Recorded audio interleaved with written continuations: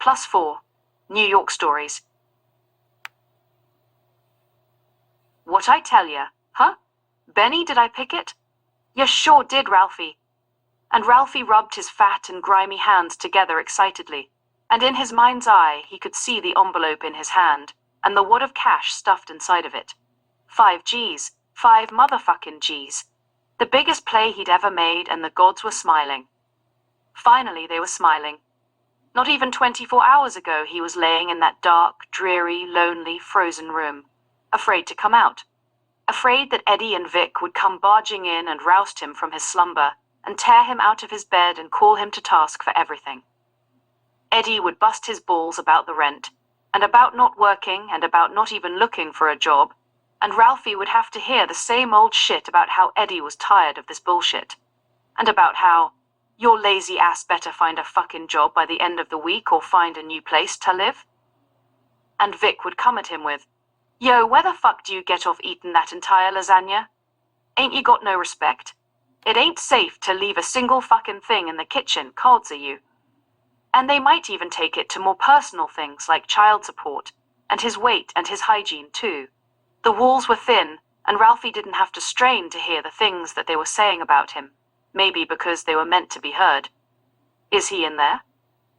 Yeah, he's in there. Fucking pathetic. That fat, lazy fuck. They got new laws about child support. I'm surprised Josephine ain't sent the cops yet. That fat fuck. He wouldn't fit in the fucking cell.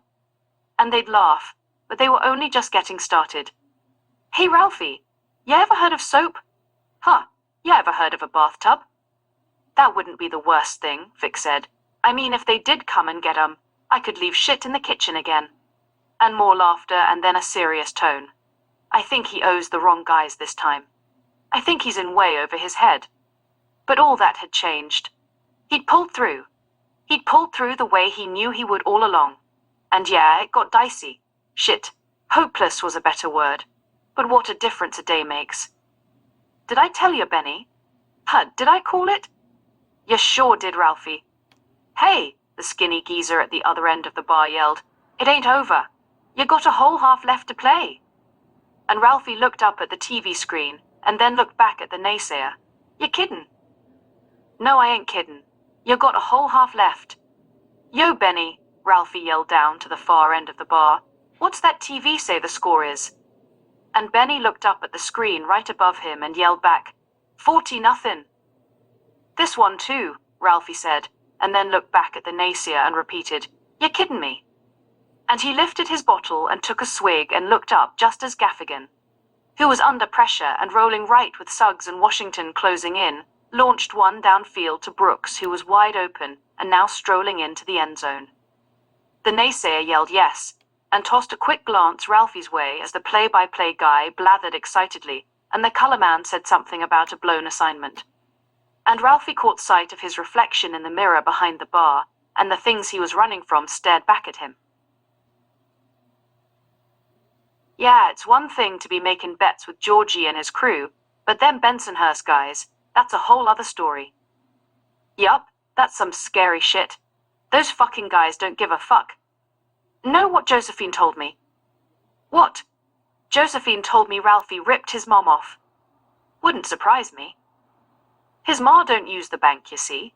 She just keeps all her money in the attic, and Ralphie knew that, and went in and wiped her out, and made it look like a burglary. The extra point was good, and the teams lined up for the kickoff. You're gonna see all the hands people on the Houston side of the ball, the color man said. And everyone in the stadium knows an onside kick is coming. And Jones has it, yelled play-by-play. And listen to these fans. It is absolute bedlam here in Houston. And the naysayer tossed Ralphie a shit-eating grin. Ah, what the fuck, Ralphie shouted. You're down 4 touchdowns, so don't get cute. Make that 3, a pudgy construction worker 5 stools down yelled as Richardson burst through the line of scrimmage, shimmied around a linebacker, cut back across the field, and charged like Secretariat to the goal line. And it's a foot race, yelled play-by-play.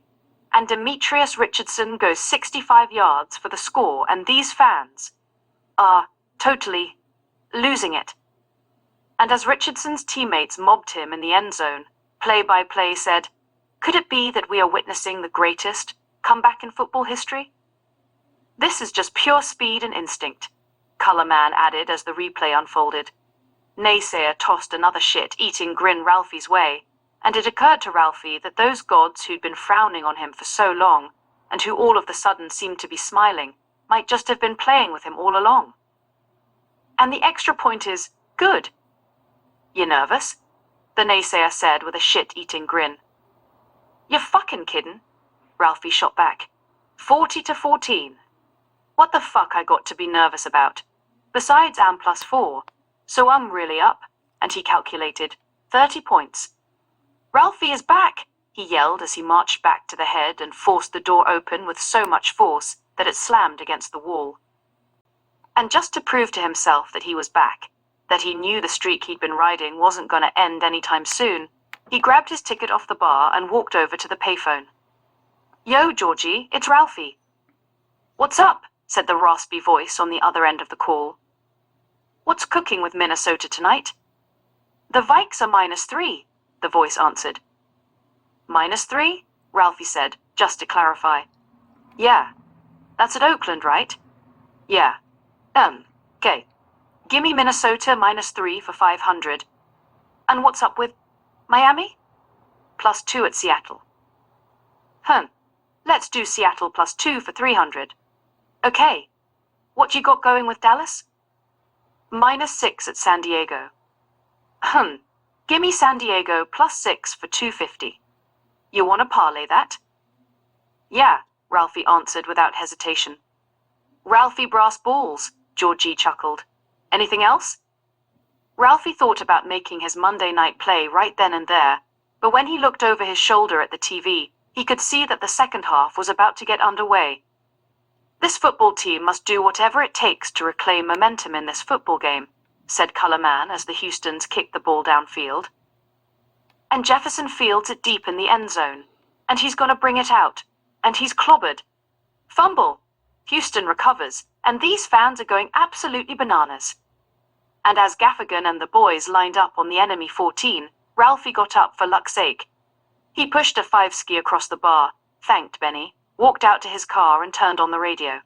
He was searching back and forth across the dial when he heard the roar of the crowd and radio play-by-play saying, "I'm not sure exactly what this means. Apparently they're going to assess the penalty on the kickoff." "Exactly, Bob," said Radio Color. "And what a stupid penalty. Del Monte Carver just comes blasting into the Houston kicker and obliterates him after the kick. All this right in front of the referee. New York is just completely imploding. I've never seen anything like it. That 40-0 lead is now a 40-21 lead, and there's a whole lot of football left to be played." Ralphie tried sitting on the passenger side, and then in the back seat, but nothing was working. The lead kept diminishing. He tried turning off the radio too. No luck. 5 minutes later, it was 40-27. Then, finally, a break. The extra point blocked. But Kislowski was called for holding, and the retry was true. Ralphie jumped out of the car, walked back out onto Flatbush Avenue, and wandered aimlessly along. The brisk December air had turned to bitter cold in the time that had elapsed since he'd arrived at the bar, and he hunched himself forward as he walked. The thin windbreaker he was wearing was no match for the sudden and surly gusts of wind passing through him, and his teeth began chattering. Even when the subway passed overhead, he could hear them. Florida, Aunt Janine. No one would find him there. What would he be leaving behind? Not much. Just a black and white TV with a clothes hanger for an antenna. Eddie could have that, and Vic could have his boombox, and they'd be even. Florida. It'd be great to see Aunt Jay and Uncle Lou. Florida. Lou Jr. moved down 3 years ago and never looked back. The kid started a business mowing lawns, bought a house, got married. Florida. He'd get his act together down there. Put the gambling behind him. With any luck at all, Dawn and Ralphie Jr. would come down for a visit. And who knows, maybe they'd stay. Florida. That was the call. Florida. And fast too, because these Bensonhurst goons were a whole other animal. Thank God they didn't know his real name. Thank God they didn't know a damn thing about him other than that he drove for B&Q cab. And the The bitter, bitter cold, biting at his ears and tearing at his face, and the neon martini blinking in the window up ahead, and the door opening and the warmth of the place, and plenty of stools to sit on too. What'll it be? Shot a Jack and a Bud. Coming up. And the Joe 2 stools over. Hell of a game. And Ralphie staring up at the screen in terror, searching for the score, only to be reminded that choosy mothers choose Jeff. We were winning 40-0. 40-fucking-0. And now we're losing. Can you believe that? And Ralphie tossed the shot down, and the warmth of it caused his insides to glow. Another, please. Coming up. We're back. Joe Maloney and Kenny Brisnonick, here in Houston. Partner, have you ever seen anything like this in your entire football life? No, Joe, Kenny answered. This is a football game for the ages. One our grandkids will be telling their grandkids about long after we're gone. Kenny, what does Coach Bill Parkman say to his football team at this point? He says forget the last 59 minutes of this football game and stay focused on the job at hand. A field goal ties it, and a touchdown wins it. I think that's what Coach Parkman will try to get his football team to remember. Ralphie ordered another shot and stared up at the TV screen as the Houstons punted the ball back down the field. And a booming punt, high in the air. Davis has it, and here he comes, breaks a tackle. To the 40, the 45, the 50. Ralphie jumped up and pounded his fist on the bar as he stared up at the TV screen, screaming, "Go! Go! Go!" Davis into Houston territory, and finally knocked out of bounds at the 32-yard line. Unbelievable, Kenny. Well, Joe, Dinfernio Davis, about as explosive a return man as you're ever gonna see, and here he proves, as we watch it again. Carnethlius Bixon, missing a tackle, and after that, Dinfernio Davis is just off to the races. And the next 3 plays yielded a 2-yard gain, a 1-yard gain, and an incomplete pass.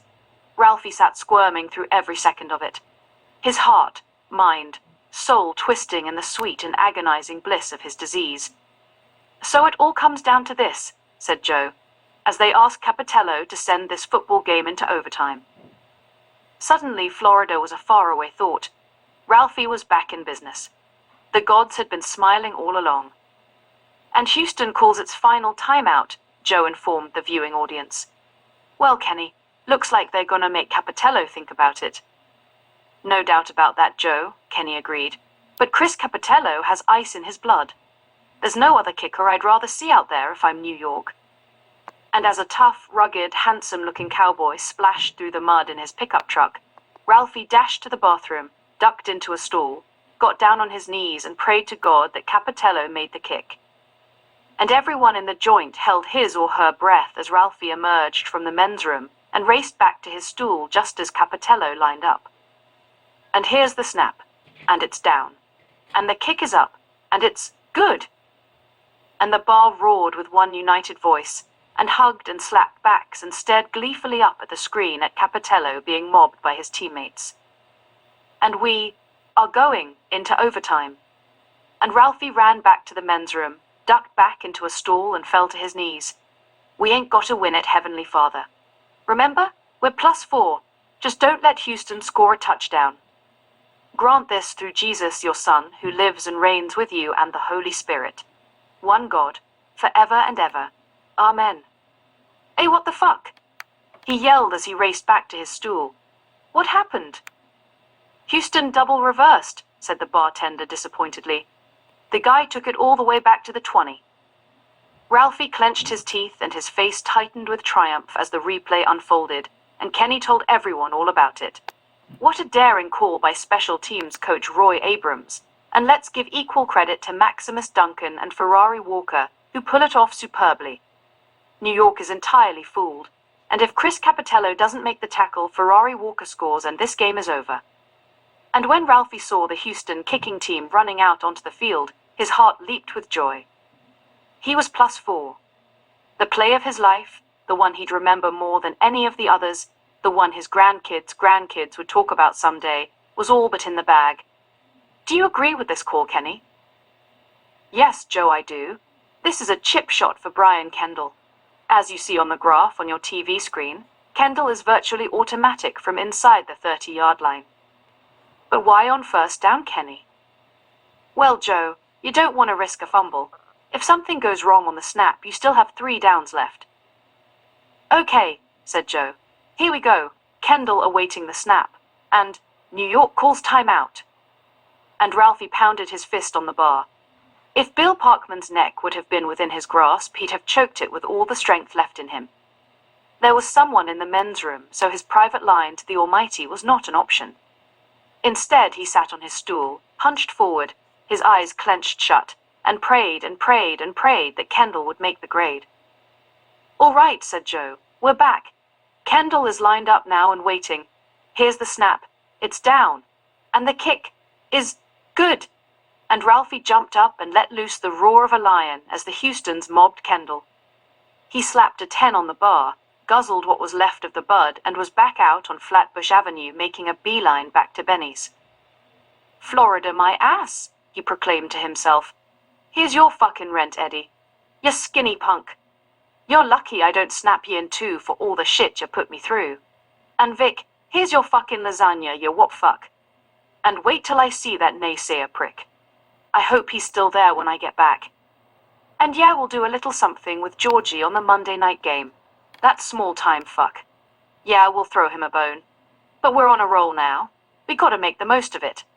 And as soon as he got back inside Benny's, he slapped a 20 down and said, Benny? Huh? Did I call it? Huh? Did I? You lucky prick, Benny yelled back with a smile. Hey, change for the phone, pal. Comin' right up. And Ralphie walked over to the payphone with a bounce in his step and called the goons from Bensonhurst. It's Butch, the cabbie. What's the line on tomorrow night's game? San Francisco +4. Yeah, he chuckled. I like the sound of that. You know them 5Gs I just won from you? Put it all on San Fran +4. You got that? The whole thing? Yeah, the whole thing. You got it, Butch. And Ralphie walked back to the bar with an even bigger bounce in his step. He looked over at Benny and said, Benny, huh? Did I call it? Huh? Did I? And Benny said, You sure did.